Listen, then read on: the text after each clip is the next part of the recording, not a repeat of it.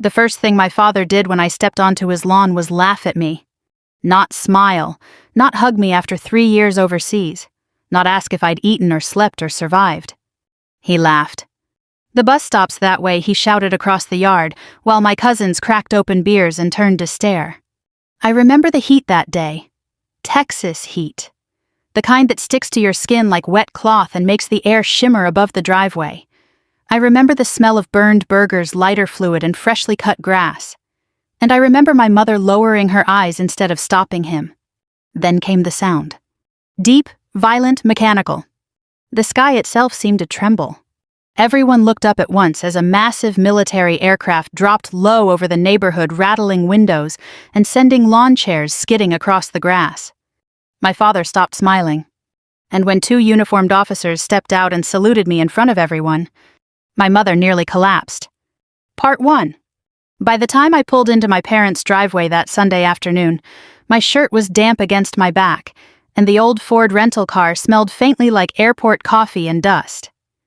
I sat there for a moment with both hands resting on the steering wheel, staring at the house I grew up in. Nothing about it had changed.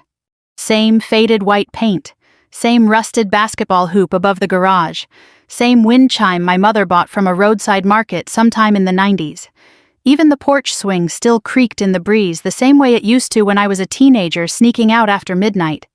For a second I almost turned the car around. I should have. But my mother had called 3 weeks earlier, her voice hesitant and careful. "Your father's turning 70, she'd said. "It would mean a lot if you came." What she really meant was, "Please try one more time." So I came. I stepped out into the heat and grabbed my duffel bag from the trunk. The bag looked worn from years of travel. Sand-colored fabric, military patches, scuffed zippers. It had been with me in places most people in that neighborhood couldn't pronounce. The backyard was crowded with relatives and neighbors. Country music drifted from a speaker somewhere near the patio.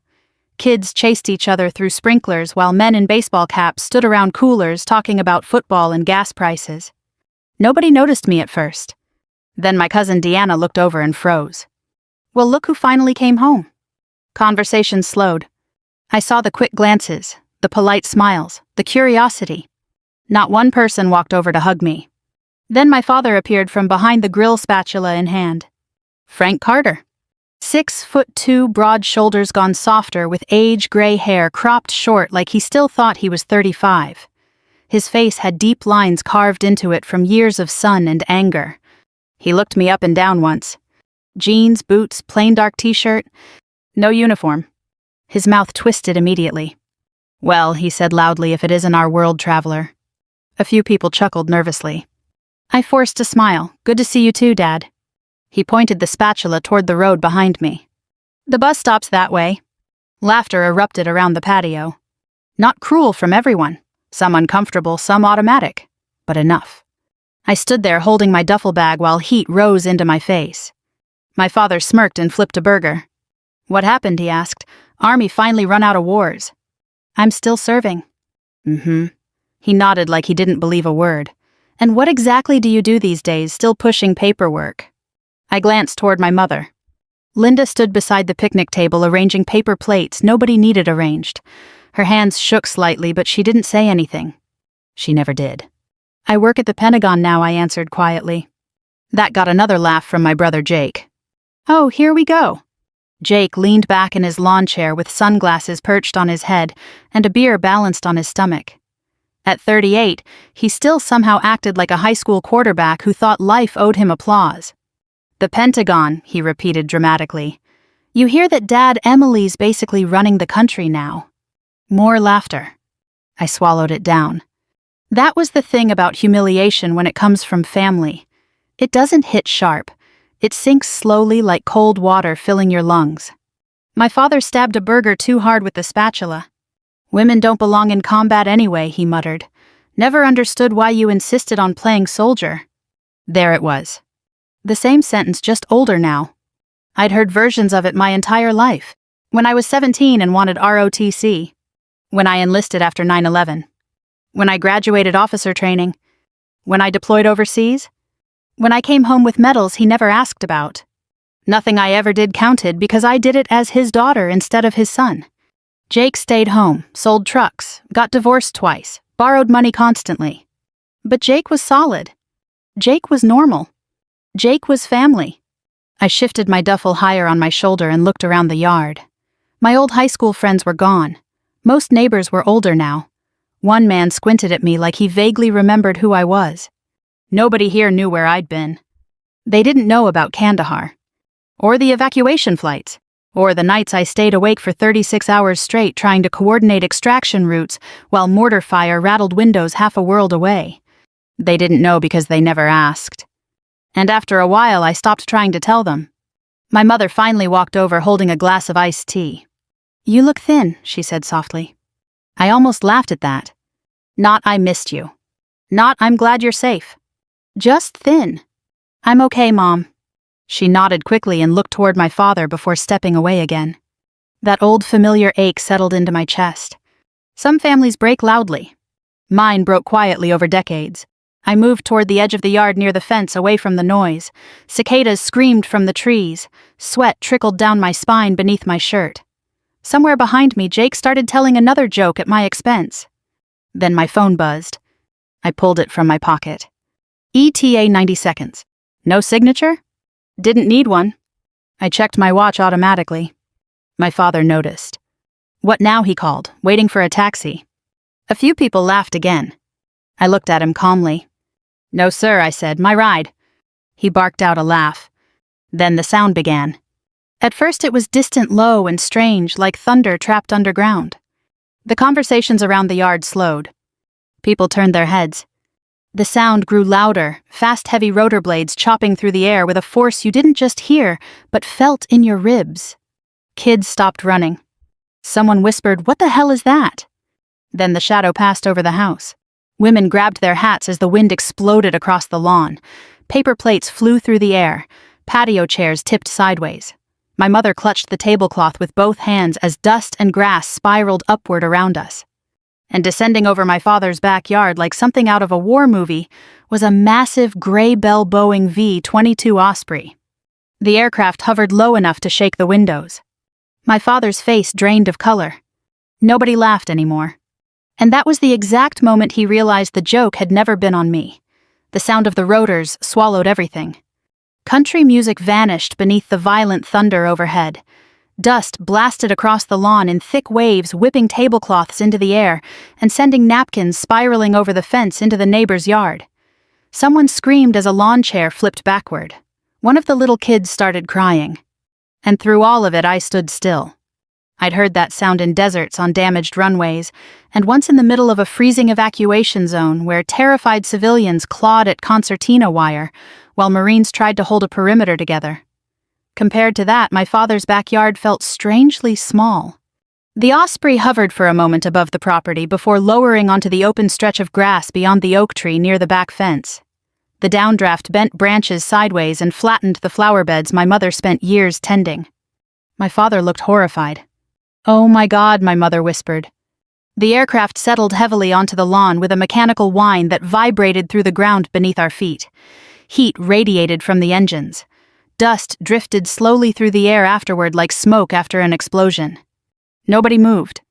The neighborhood had gone silent except for the dying spin of the rotors. Half the people there looked terrified. The other half looked fascinated. My cousin Deanna held one hand over her mouth. Jake stared at the aircraft with his beer dangling loosely from his fingers. Across the street, neighbors were already stepping onto their driveways with phones raised. Then the rear hatch lowered. 2 officers emerged. The first was a Marine colonel in dress uniform, tall and broad-shouldered ribbons lined perfectly across his chest.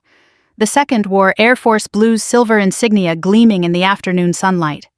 Every eye in the yard followed them as they walked directly toward me. Not toward my father. Not toward the house. Toward me.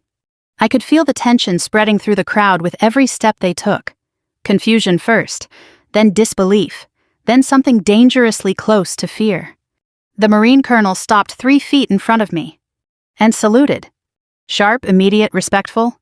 "Ma'am," he said over the fading engine noise, "apologies for the delay." The Air Force officer saluted too. My father physically stepped backward. I returned the salute calmly. "No problem, Colonel." Behind me, somebody muttered, "Jesus Christ." Jake blinked rapidly. "What the hell rank is she?" I heard my mother suck in a shaky breath. For a few seconds, nobody in my family seemed capable of speaking. Their entire understanding of me had cracked open in front of them so suddenly that they couldn't rearrange the pieces fast enough. My father recovered first.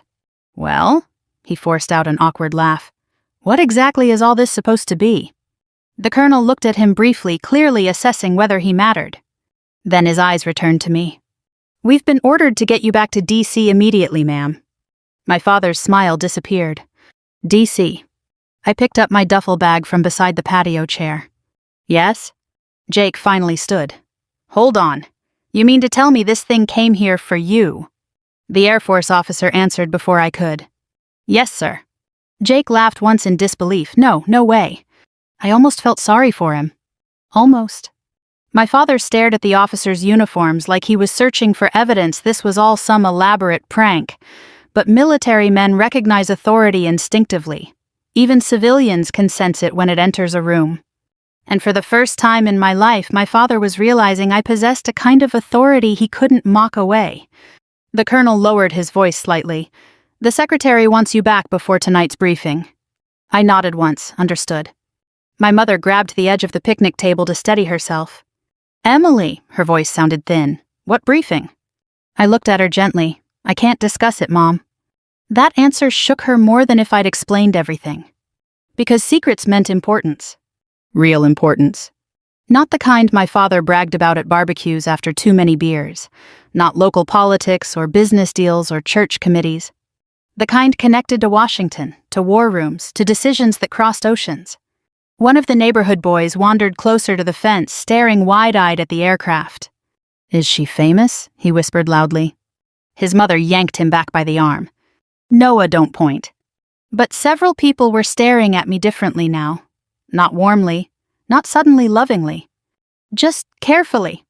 As if they were realizing they'd misjudged the quiet woman standing near the grill. Jake shook his head repeatedly. "Dad said you worked some desk job." "I do," I answered. The colonel's mouth twitched very slightly like he was suppressing amusement. My father caught it. His face reddened instantly. "What's so funny?" The colonel straightened. "Nothing, sir." But the damage was already done. Because for the first time my father understood there were conversations happening around him that he wasn't part of. He hated that feeling. "You trying to embarrass us?" he snapped at me suddenly. The old instinct kicked in immediately, the need to shrink myself so he could stay comfortable. But something inside me had changed over the years. War changes your relationship with fear.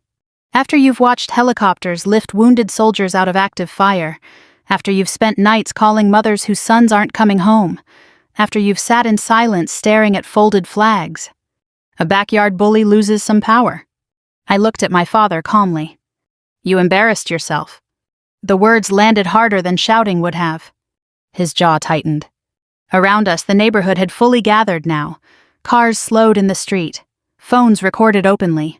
My father could feel his control slipping away in real time, and it terrified him. He pointed toward the aircraft. "This some kind of stunt?" "No." "Then why the hell are they saluting you?" The Marine colonel answered quietly. "Because she earned it." Silence. Absolute silence. Even the cicadas seemed quieter. I saw my mother's eyes fill suddenly with tears she didn't understand herself. Maybe because she was finally seeing something she should have seen years ago. Or maybe because she realized how much of my life had unfolded completely outside this family. My father stared at me like he was looking at a stranger wearing his daughter's face. "What exactly do you do?" he asked again, but this time the arrogance was gone. I held his gaze. Then I glanced toward the Osprey behind me, massive and waiting beneath the Texas sun. "Things you said women could never do." Nobody spoke after that. The wind stirred lightly through the trees. Somewhere down the block a dog barked. My mother sat slowly into a patio chair like her knees could no longer hold her weight.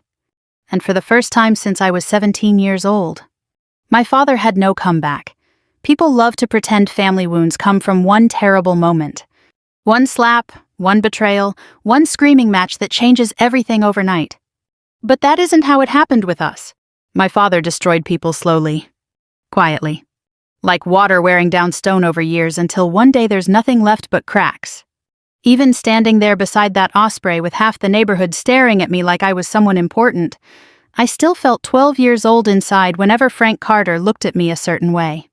That was the hardest part to explain to people. Strength doesn't erase old damage. It just teaches you how to function while carrying it. The backyard had gone awkward after my last comment. Conversations restarted in scattered pieces, low and uncertain. Nobody knew what to say anymore. The barbecue smell had turned bitter from burgers left too long on the grill. My father walked to the cooler and opened another beer he didn't need. Jake stayed unusually quiet. The officers gave me space standing near the aircraft while pretending not to observe the family tension unfolding 20 yards away. Professional courtesy. I sat at the far edge of the patio beneath the shade of the oak tree and watched sunlight flicker through the leaves onto the grass. For a moment I let myself drift backward through time. Back to when all of this began.